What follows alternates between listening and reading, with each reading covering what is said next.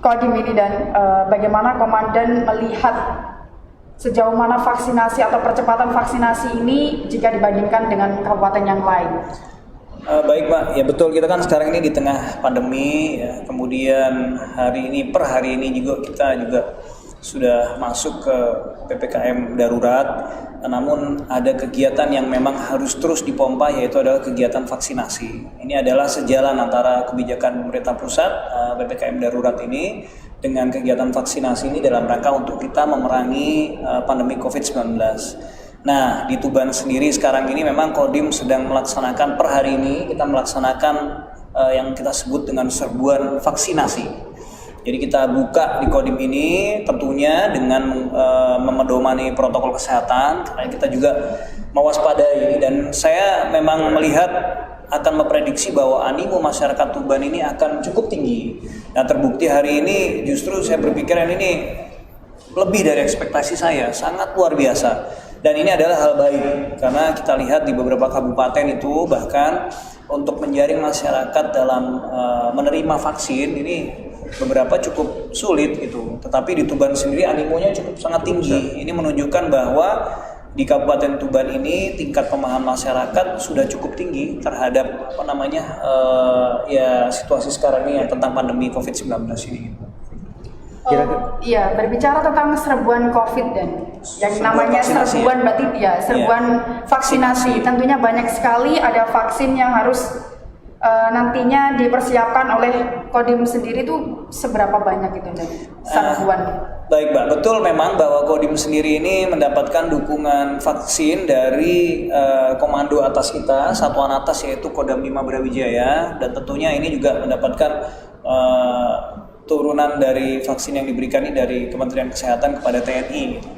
Nah, Kodim Tuban sendiri saat ini mentarget bahwa kita akan mencapai 10.000 vaksin dalam 10 hari. Jadi kecepatannya adalah kalau kita rate atau kita rata-ratakan ya kurang lebih 1.000 vaksin per hari. Tapi alhamdulillah dengan kondisi sekarang ini saya lihat begitu tingginya animo masyarakat Tuban ini. Pertama kali kita buka, kita di hari pertama sudah mencapai 1.500, dan kemudian di hari kedua kita mencapai 1.660. Di periode waktu yang sama, kita membuka mulai dari jam 7 sampai dengan jam 15.00 sore kita tutup. Dan hari ini tadi, sebelum tadi kita mulai masuk ke dalam ruangan podcast ini, saya mengecek sudah memasuki angka 800 dalam kurun waktu kurang lebih 3 jam.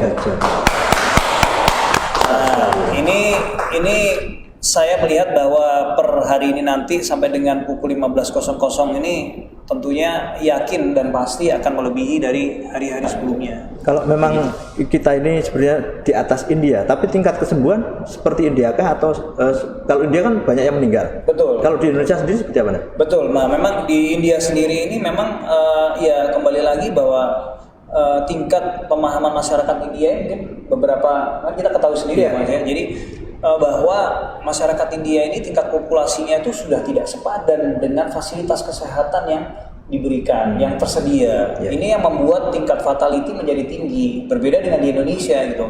Memang di Indonesia ini tingkat kecepatannya ini cukup tinggi tingkatannya, walaupun tingkat sembuhnya juga meningkat juga. Tetapi kondisi saat ini tingkat terjangkit virus, terinfeksi virus ini masih lebih tinggi rate-nya Mas. Walaupun kesehariannya sudah memakin baik. Seperti kita lihat di Madura.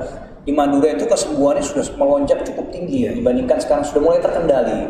Nah, inilah makanya hari ini kita melakukan PPKM darurat ini dalam rangka untuk mempercepat lagi dan menekan lagi. Di bawah itu juga kita melakukan vaksinasi seperti tadi yang disampaikan dari Mas tentang masalah vaksinasi. Ini adalah langkah yang untuk mengunci gitu virus. Kita melakukan pengetatan mobilitas, di sisi lain kita berikan vaksinasi terus untuk mencapai herd immunity. Nah, kira-kira target dari pemerintah bisa efektifkan vaksin ini untuk menekan laju COVID? Artinya bisakah kira-kira COVID benar-benar hilang dari Indonesia? Nah, itu Mas memang. Jadi sambil kita menekan ini kan kita sebagai kita ketahui ya bahwa vaksin ini tidak menghindarkan kita dari corona, ya dari COVID ini, keterjangkitan. Vaksin ini adalah merupakan imun booster bagi kita. Nah, jadi kita yang mungkin pekerjaannya rentan gitu, yang kan kita kadang-kadang setiap orang ini berbeda daya tahan tubuhnya. Tetapi dengan adanya vaksin ini kita semua diangkat ketahanan tubuhnya untuk terhindar dari keterjangkitan virus. Tetapi itu semua tidak bisa dilakukan dengan maksimal dan efektif apabila kita tetap tidak menggunakan prokes itu, Mas. Tidak membatasi mobilitas, jadi tetap berkumpul secara dekat gitu. Kemudian kita menjadi kerumunan dan lain sebagainya. Nanti efektivitas vaksinasi ini akan terpukul dengan seperti itu. Oleh karena itu, dengan pemerintah pusat mempercepat vaksinasi, pemerintah pusat juga menekan mobilitas, sehingga ini ketemu nanti semua akan bertemu dalam titik yang kecepatan menurunkan virus ini. Nah, sebenarnya Komandan melihat kasus COVID ini kalau secara luas gitu melihatnya, ini sebenarnya pandemi ataukah perang sebenarnya? Ya ini sifatnya ya dua-duanya ya, Mas, iya, karena pandemi ya. Betul. Karena bagaimanapun juga virus corona ini menguji ya kesiapan setiap negara dalam menghadapi. Banyak kita lihat, kita baca bahwa setiap negara memiliki format yang berbeda dalam mengatasi ini semua. Tidak ada satupun di dunia ini yang tidak terjangkit sebenarnya. Kalaupun ada negara yang menyampaikan informasi bahwa dia tidak ada sama sekali, itu hanya karena kepentingan politis sebuah negara untuk menutupi. Jadi tidak ada, Mas, di dalam WHO sudah mengklaim itu bahwa semua ini kita sedang berperang melawan corona. Perang itu dalam arti kata bahwa siapa yang mampu mengatasi dan membuat format yang paling tepat, maka dia akan bangkit lebih cepat gitu melalui kekuatan ekonominya. Nah, sebenarnya kalau memang ini kondisinya perang, kita ini melawan siapa dan siapa di balik itu? Ya, memang kalau kita ini sekarang penting sekali. Betul. Ya, kalau kita memang menyatakan ini perang, ya sementara kalau kita buat ya seperti saya jelaskan tadi bahwa tidak ada satupun negara yang tidak terjangkit. Artinya kita ya berperang sebenarnya dengan cara ya menyiapkan bahwa kita ini sekarang kan dijajah oleh yang namanya virus corona nih. Semuanya. Kalau dulu invasinya adalah invasi negara kepada negara gitu. Kalau sekarang ini kita dijajah oleh virus corona gitu. Dan siapapun yang memiliki format terbaik dalam mengatasi ini, nah, itu yang akan memenangkan perang tersebut. Ya, kalau PPKM darurat ini kira-kira pagarnya ini sampai kemana, Masnya? Aktivitas sampai sejauh mana? Terus kemudian ada banyak tempat wisata ditutup, mall juga. Seperti apa dan nanti teknisnya ini? Teknisnya ini memang sebenarnya kalau secara detail, Mas, ya itu sudah tersebar luas gitu. Memang kita harus publikasikan kepada masyarakat sehingga paham. PPKM darurat ini terbagi dalam kabupaten kota leveling masing-masing gitu. Ada yang assessment level 4, ada yang assessment level 3, dan Tuban ini kebetulan saat ini assessment level 3 di zona oranye gitu. Nah, yang membedakan sebenarnya adalah tidak banyak antara level 4 dengan level 3 ini, hanya persentase kehadiran dalam kantor gitu, untuk work from office tuh berapa persen begitu.